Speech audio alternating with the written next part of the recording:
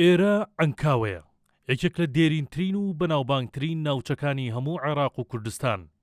ئەو شارەی هەزاران ساڵە لێرە لە ناو هەولێری پایتەخت ڕەگیدا کوتاوە و بە یەکێک لە هێما دیارەکانی پێشکەوتن و پێکەوە ژیان لە هەموو کوردستان حساب دەکرێت.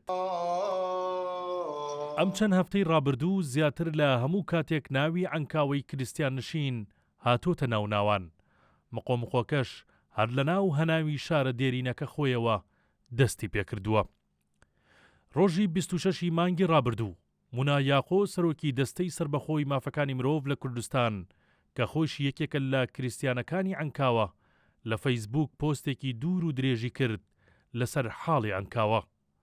مونا ڕەخنەی لەوە هەبوو کە ڕەفتاری نائەخلاقی لە عەنکاوە تەشەنەی سەندووە.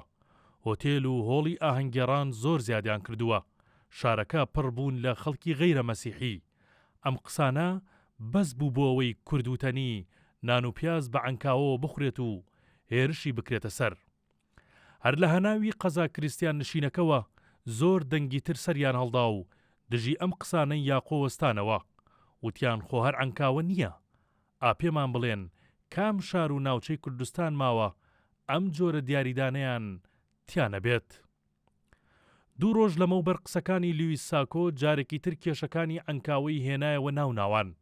کاردیناڵ لویس ساکۆ پاتریارکی کەنیسەی کلدانی لە عێراق و جیهان. ساکۆ هۆکاری ئەو وەزعەی خستە ئەستۆی خەڵکی عەنکاوە و شارەوانی و کەنیسە و قایمقامێت و لە ڕوونکردنەوەیەکدا نووسی بووی و بەرهێنان دەستی پێکرد. هۆتێل، چێشتخانە و شوێنی بازرگانی و کات بەسەربردن و یانە و شوێنی فرۆشتنی مەی باڕ و لەشفرۆشی دانران کێ ئەو خانوانەی فرۆشت یان بەکرێدان و تایبەتمەندی عەنکاوەی لە نێو برد. ئەوانە خەڵکەکەی خۆی بوون.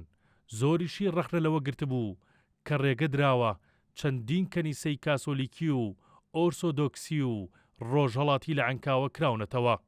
لە دواهەمین کاردانەوەدا وەک وەڵامێک بۆ لویس ساکۆ ئەمڕۆ سێشەممە 3 کەنیسەی دیاری کلدان و ئۆرسۆدۆکس و سریان لەسەر وەزعی عەنکاوە هاتوونەتە دەنگ و داوا دەکەن دوور لە هەڵای میدیایی و تێکدانی پێکەوە ژیان و بریندارکردن کێشەکانی عەنکاوە چارەسەر بکرێت. ڕوونکردنەوەکە ئیمزای مەترانی سەرۆکی ئەساقیفەی کلدانی هەولێر و سەرۆکی تایفەی سریان ئۆرسۆدۆکسی موسڵ و کەرکووک و هەرێم و سەرۆکی ئەساقیفەی سریان و کاسۆلیکی کوردستان و عێراقی لەسەرە. ئەوان بۆ خەڵکی شارەکەیان نووسیوە عەنکاوە شاری بەخشندەیی و میواندۆستی و پێکەوە ژیانە. دەزانین خەمی گەنجەکان ئەوەیە ڕەسەنایەتی شارەکە بپارێزن. بەڵام داوا دەکەین پێش بڵاوکردنەوەی هەر بابەتێکی ئێستیار دان بەخۆدا بگرن.